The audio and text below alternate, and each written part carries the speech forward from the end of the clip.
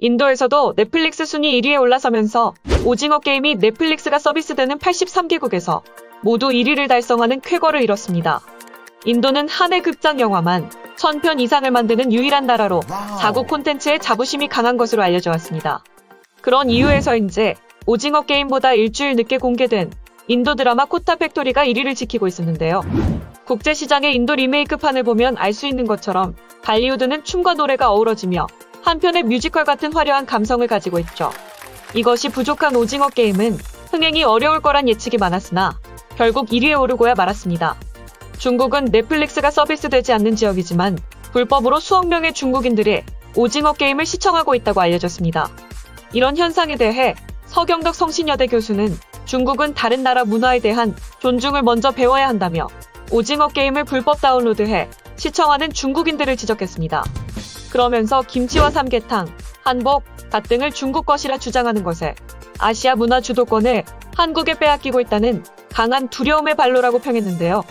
최근 전 세계적으로 흥행하는 한국 콘텐츠에 숟가락 한번 얹어보려는 중국의 시도가 이어지고 있죠. 오징어 게임에서는 마지막 회 최후의 2명이 게임을 시작할 때 때마침 비가 내리자 호스트 중 한 명이 좋은 비는 계절을 안다는 두보의 식구를 읊은 장면이 중국인들에게 상당히 인상적이었던 것 같습니다. 한국 드라마가 중국적 요소를 가미해 인기를 얻고 있다고 하며 우수한 중국적 요소를 더하면 인지도와 호감도를 얻을 수 있기 때문이라는 주장이 중국에서 나왔습니다. 식구의 반절을 유창한 북경어로 말했다며 두보의 시가 아름다운 음악과 같은 미적 감각을 가지고 있고 그 뒤에는 중국 문화가 있다고 말하면서 시즌2에는 중국 스타 배우가 등장할 것이며 어떤 스타가 활약할지 기대된다고 말했습니다. 불법으로 시청하고 해적판 DVD까지 만들어서 장사하는 중국, 하물며 넷플릭스가 들어가지도 않는 중국인데 중국 배우를 왜 써야 하는지 의문이죠.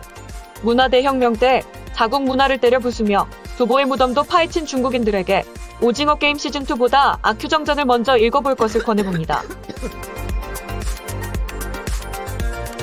넷플릭스 인터내셔널 콘텐츠 부문 김민영 디렉터는 제작할 콘텐츠가 적자가 예상된다 하더라도 이걸 제작해야만 하는 이유에 대해 치열하게 토론하며 유연성을 발휘한다고 말한 바 있습니다. 넷플릭스는 지난해 한국에서 번 4,155억 원을 크게 넘어선 5,540억 원을 한국에 재투자했죠. 2016년 처음 한국에 들어와 5년간 7,700억 원을 투자했는데 2021년에만 5천억이 넘는 돈을 투자했습니다. 적자가 예상되어도 투자한다. 일반적으로 내리기 어려운 결정일 텐데요. 그런데 이는 넷플릭스가 현재 처한 상황을 보면 이해 불가능한 것도 아닙니다. 2018년만 해도 분기 매출 30% 이상 성장했지만 왓챠, 디즈니 플러스, 아마존 프라임 비디오 등등 쟁쟁한 경쟁자들이 시장에 진입하면서 2020년 넷플릭스는 미국에서 31%에 달하는 시장 점유율 하락을 경험했습니다. OTT 시장은 작품 확보 경쟁에 불이 붙어버렸고 메이저 배급사 작품들이 경쟁사로 흘러가 버리니 넷플릭스는 그야말로 깡통되기 직전이었죠. 손해를 감수하면서 자체 콘텐츠를 찍어내기 위해 남미와 프랑스, 독일과 한국에 조심스레 투자하며 간을 보던 찰나 한국에서 미스터 선샤인, 킹덤, 그리고 사랑의 불시착이나 스위트홈, 살아있다 등등 차례로 터지며 아시아 패왕으로 등극하여 넷플릭스는 사상 최대 매출을 기록했고 아시아를 넘어 세계 인기 순위에도 한국 작품이 얼굴을 비추기 시작하니 한국 없이 장사할 수 없는 지경에 이르렀습니다. 한국에도 방문해서 지하철을 타고 다니며 한국 문화를 접하고 제작자들을 직접 만났던 리드 헤이스팅스 넷플릭스 CEO는 오징어 게임의 흥행에 매우 만족한 듯 만면의 미소와 함께 자신이 457번째 참가자라며 바로 그 복장을 입은 사진을 올렸는데요. 국내 거주한 일본인은 새벽까지 한꺼번에 몰아봐 아쉬움이 남는다며 이태원역을 찾았고 외국인들은 달고나가 그렇게 어려운가? 설탕 쪼가리 부수는데 목숨을 걸 일인가 하며 너도 나도 도전하는 중입니다. 간단하다고 하면서도 반죽 단계부터 실패하며 모양 내기가 쉽지 않음을 피부로 느끼고 있는 듯합니다. 해외 쇼핑몰에서는 작중 의상과 마스크 상품도 팔리며 모매체에서는 올해 할로윈 복장으로 추천하는 기사까지 올라왔는데요.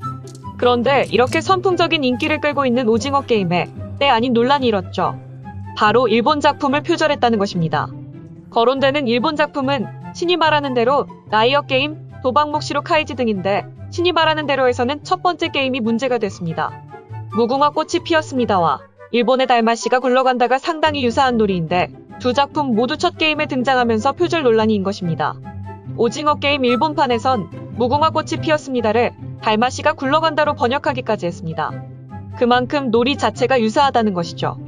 라이엇 게임과는 평범한 사람들이 끌려와 막대한 상금을 두고 서바이벌을 벌이는 구조가 닮았다는 평이며, 도박 몫시로 카이지 또한 빚쟁이가 서바이벌 게임에 출전해서 사투를 벌이는 진행과 특히 오징어 게임의 유리 다리 건너기가 카이지에서도 이미 등장한 사실로 인해 표절 시비가 일었습니다. 그렇다면 일본인들은 이에 대해 어떻게 생각할까 궁금해지는데요. 일본인들이 보편적으로 사용하는 SNS 반응은 다음과 같습니다. 오징어 게임 감상 중 돈이 필요한 사람들이 생사를 건 서바이벌 액션 카이지 표절도 들어있는 듯 하지만 최고로 재밌다고 생각했다. 오징어 게임 봤는데 충격이었다. 처음엔 카이지와 신이 말하는 대로의 표절 짜깁기냐 하는 느낌이었는데 다 보고 나니 엄청난 복선에 몸이 떨려. 좋은 의미로 데스게임의 장점만을 모아서 방대한 데이터를 가진 넷플릭스여서 가능한 작품 모두 봤으면 해. 오징어 게임이라는 한국 드라마 보는데 왜 한국 콘텐츠는 모두 모방뿐인가? 게다가 열악하피라서 재미없다. 아이디어에 참신함은 작품을 평가하는 데 있어 기본적으로 아무래도 좋습니다. 어느 작품도 대개 어느 정도는 다른 작품의 영향을 받고 있으니까 뭐뭇의 표절이야 하고 비난하는 건 촌스럽다고 생각합니다. 독창성은 어디까지나 가점 요소일 뿐이라고 오징어 게임 보면서 생각했습니다. 오징어 게임 재밌었다. 다음이 궁금해서 한 번에 봐버렸어. 표절이나 재탕이 있을지 모르지만 아무 생각 없이 즐길 수 있는 드라마였어. 넷플릭스 오징어 게임 1화부터 끝까지 한 번에 봐버렸다. 뭐야 이 제목은 하고 봤더니 카이지나 신이 말한 대로 같은 데스게임계였다.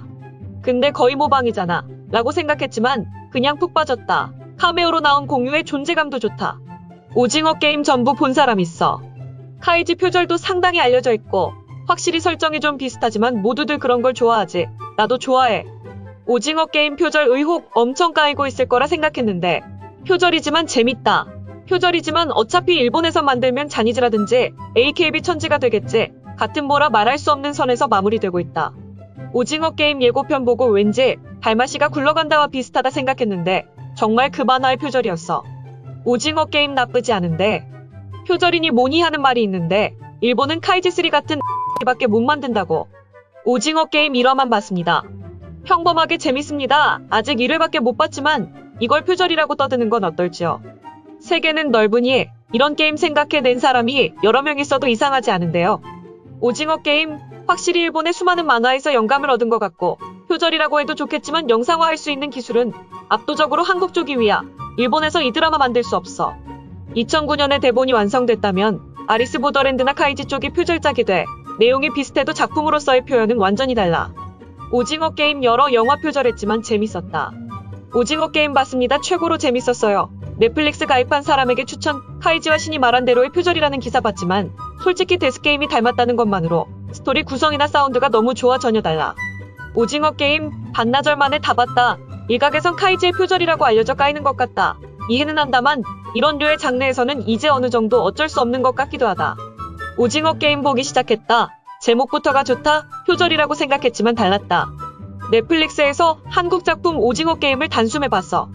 개봉 전부터 한국판 카이지라 화제됐고 확실히 스토리가 닮았지만 한국의 사회 문제를 잘 대입하고 있는 느낌. 단순한 표절이 아니야. 오마주이면서 새로운 느낌. 표절 시비로 거친 반응이 많을 것 같았지만 생각보다 그렇지는 않았고 주로 재밌었다는 반응이 대부분이고 일본은 이런 작품을 만들 능력이 없다는 아쉬움을 표한 사람들도 많았습니다. 만화 강국 일본에서 언급되고 있는 카이지, 신이 말한 대로 라이엇 게임 외에도 배틀로얄, 부툼, 임종의 나라의 앨리스, 저지 등 수많은 서바이벌 데스게임 장르가 쏟아지고 있기 때문에 그다지 거부감을 갖지 않는 분위기입니다. 오마주와 표절의 경계가 모호해져가는 상황에서 다량의 유사 작품들이 출시되고 있어 원류를 찾기 위한 노력보다는 구성이나 복선 회수, 완성도에 더 중점을 두는 인상이었습니다. 일본 반응을 모으며 느낀 건 일반 시청자들은 큰 감정이 없는데 언론 기사나 일부 SNS 계정에 표절 시비를 부각시킨다는 것이었습니다. 한국인으로 보이는 어떤 계정은 일본어를 써가며 열성적으로 알리고 있었습니다. 한국에 전폭적으로 투자한 넷플릭스는 앞으로 20작품이 넘는 한국 드라마를 공개할 예정입니다. 오징어 게임의 예산이 200억이었다고 하는데 다음 넷플릭스가 공개하는 한국 드라마는 SF 장르 고요의 바다라 합니다.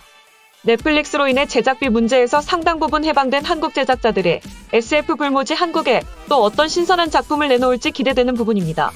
지금껏 공중파의 주된 소재였던 출생의 비밀이나 신데렐라, 재벌 연애사 등에서 탈피해 앞으로도 충격적인 모습을 보여줄 한국 드라마를 기대해봅니다. 감사합니다. 와트맨이었습니다.